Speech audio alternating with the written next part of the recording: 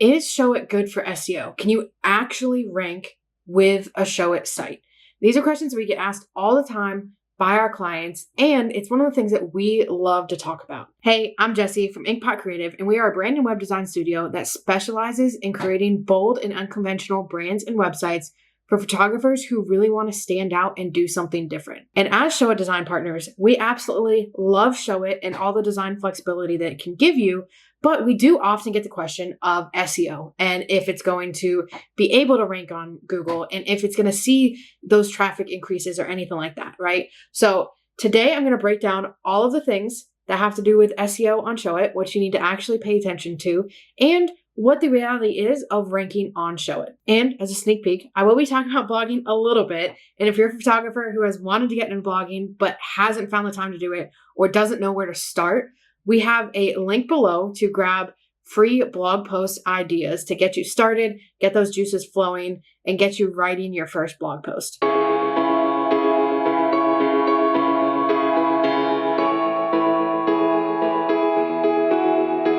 Now, before I jump into what you should actually pay attention to when it comes to SEO on Showit, I want to talk about if it's actually possible to rank.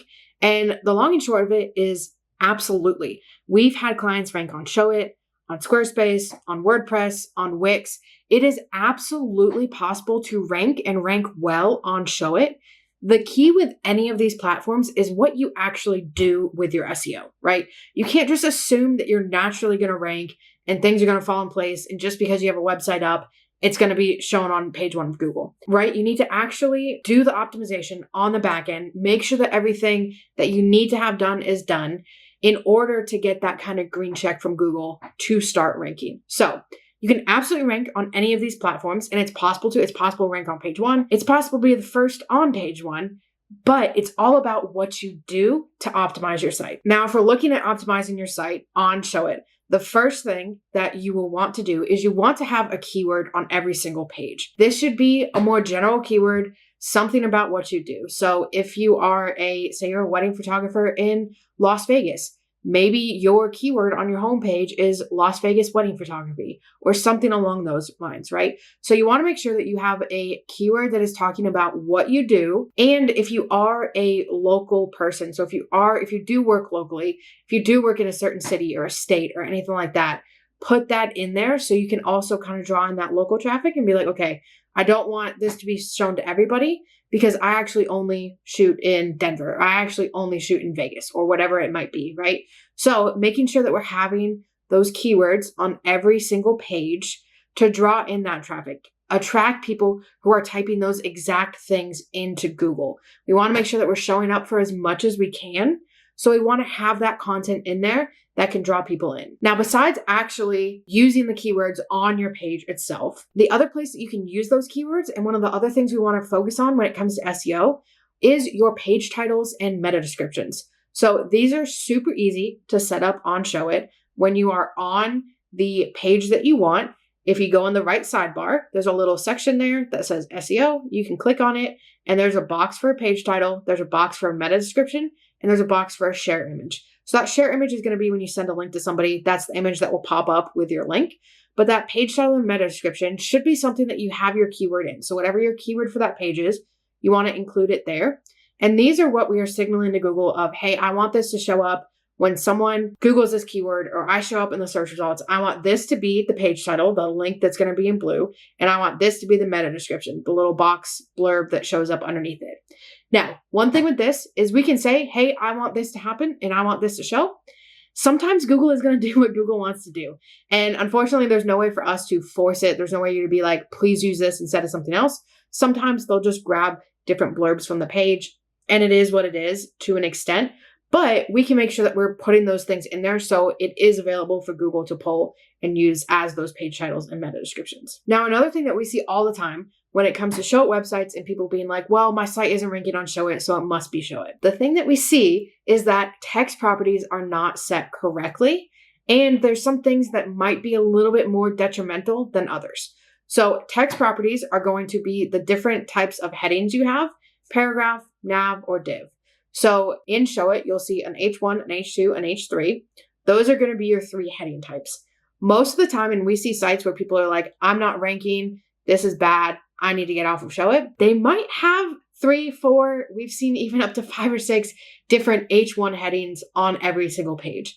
Now, the reason that this is detrimental to you is because Google is going to use those text tags as an indicator of how to read the page, what the content is, what it's about, what that page is really saying, right? So if we have a page that we have 4 H1s on, we are now telling Google this page is about 4 different things. It's trying to read 4 different headings and understand where that page is so that it can actually rank it. Instead, what we want to do is we want to make sure that each piece is tagged correctly. We only have one H1. All of the headings underneath that are marked as H2. Any subheadings under that are H3, so on and so forth. So this is something that is a little more specific to Showit in that you have flexibility and you can change this on your own. If we're looking at a platform like Squarespace, let's say, they do have these text properties too, but it's inherent when you select the type of text that you want. So if you're like, okay, I want a heading, you're going to pick H1, H2, H3. It's going to be in that style. You can code things to, show up differently and have a different font or whatever it might be, but you're selecting that piece of text in the settings, and that is what it's going to be tagged as. With Showit, I can put a paragraph box there and mark it as H1. So it can be easy, if you're not paying attention, to have incorrect text tags depending on the type of text that you are adding to the page when you're adding text boxes, which is also why with our clients, we will stress, once you have your H1 on the page, don't click that title button again. You can always make heading text bigger. You can adjust the fonts, whatever it might be. Just don't hit that title box again. That is what's going to add an H1, and then you'll have to go back and adjust it, and it becomes a whole thing, right? So that's something that we see a lot when people are having trouble ranking, is that their text tags aren't right, and it can make it more difficult for Google to actually read your page. So once you're done with the design, once you have everything in there, just go back through, double check everything, make sure that it's all set before you hit publish. Now, the next thing that you'll want to pay attention to is alt text for your photos and also optimizing your photos for speed.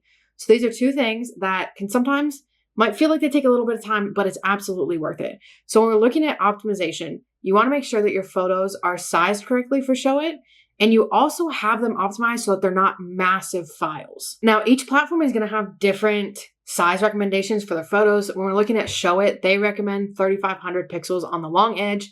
So resizing it in some way, whatever platform that is, whether you're doing it in Photoshop, Canva, outside programs like JPEG Mini, which is what we use, that is a great way to make sure that your photos are sized properly and they're not too big. Because what can happen if your photos are huge files, it is going to potentially impact the load speed of your page. And Google doesn't love it when your site loads super slow. So we want to make sure that they're optimized before we put them in. Then once the image is on the site, we want to make sure that we are putting alt text on the photo. So when you click on an image, if it's a single image, on that right sidebar under the image settings, there'll be a little box there that says alt text, alt description, something along those lines. You can write in the alt text, a simple, quick description of what the photo is.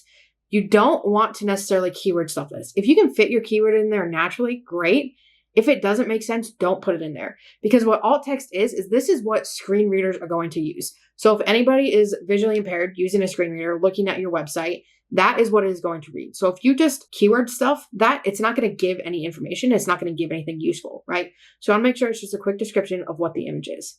Now, if it's a gallery, you can click on the gallery on the page, and then in the gallery settings in the right sidebar, when you click on each individual image, you'll see that box show up where you can put the alt text in there as well. So you can do it for both of those. You want to make sure that you're doing it for all of your images. It can feel like it'll take a whole lot of time. Honestly, it only takes a couple of seconds per image to write the alt text. So we highly recommend doing that. Now, the last thing that I want to talk about is blogging, because blogging can really make a huge difference when it comes to your SEO. Now, I say it can make a huge difference, but again, you're going to get out what you put into it. So with blogging, it's important that you take some of these same principles that you're looking at with your website and continue those on with your blogs. So your blog post should have keywords. You want to make sure you're doing keyword research. You're finding topics that people are actually searching for, keywords that people are actually searching for, and you're writing clear answers for their questions. So if we're just writing a post, hitting publish, not doing any keyword research and optimization, we can write 100 posts and maybe none of them rank and none of them see the light of day on Google, right? So we want to make sure when we're putting in this effort to actually write the post, we are looking for keywords that people are actually searching for. Our favorite tool to do this is Key Search. It is a paid tool, but we love it. Ubersuggest is another one. I think you get a couple free searches every single day, but we would definitely recommend finding a keyword research tool and actually looking for keywords before we start writing. Another part of this is going to be the same alt text for all the images. So we want to make sure that just like we're doing alt text on our website pages, we're adding that alt text to our images on our blog. Now with Showit, since you're blogging with WordPress, you don't have to worry about text tags and all of those things when you're looking at your blog on WordPress. As you're writing it out, when you add those headings in, it's going to automatically tag it. So as you're going through, you can add an H2 heading to talk about, this section of it. Maybe it's about the venue, and then we're doing a section about the couple or anything like that. When you tag something as H2, H3, paragraph, all of that stuff, it's going to automatically tag it. So you don't get to change it the way that you can change it on Showit, but it's still important that we're using those headings. We're, separating things out. We're giving Google headlines to read, but also for user experience, we're breaking up the text. We're giving them places that they can skim and find the information that they want really quickly. Now, when we're looking at blogging too, every new blog post that you create is a new page that people can find you from. So it's a new avenue. If you have a website that's 7 pages, but you have 100 blog posts, that's 107 different pages that someone can find you on from Google. And if you're doing the keyword research, if you're putting out quality content, Google will see that. They will pick it up. And we've seen that you can start to rank easier in the future as you continually write blog posts. And the other thing that we've seen is once clients have more blog posts out, they're starting to rank with their blog posts, they're pulling it in. Maybe it's on a super specific topic or area or anything like that. Their website keywords also start to rank better. So everything plays together. Everything works together. So it really is a cohesive all-in-one experience that you want to make sure that you're actually focusing on each of these individual parts. And I know blogging is a huge thing. It's something that's a thorn in a lot of people's side, but when you do it right, it can help boost your traffic and it can bring you super individualized traffic. So you are writing on a singular topic. Say you're writing on a specific wedding venue. You're doing a whole post about this wedding venue. The people that are finding that article are specifically searching for that wedding venue. So you're almost pre-filtering people before they even get to your website because they're interested in exactly what you are offering, the exact information that you are offering. And then we can show off our photos and link to different pages or different articles, have different resources that they can look through, anything like that to kind of keep them scrolling, get them onto our site and, eventually get to that contact page. But blogging can be a huge, huge boost. We 100% recommend blogging and doing it strategically to help drive that traffic and boost your overall SEO. So those are a few of the most important things when it comes to SEO on Showit. And again, yes, you can absolutely rank on Showit, and it's absolutely something that you can rank well on, but you need to make sure that you're putting in the work to actually optimize the pages to see those results. And if you want to jump on the blogging train to help boost your SEO, we do have a free blog post idea resource down below that'll give you a whole bunch of topics and ideas to start with to get the ball rolling and get your first blog post out. As always, if you found this helpful, be sure to hit that like and subscribe button, and we'll catch you in the next one.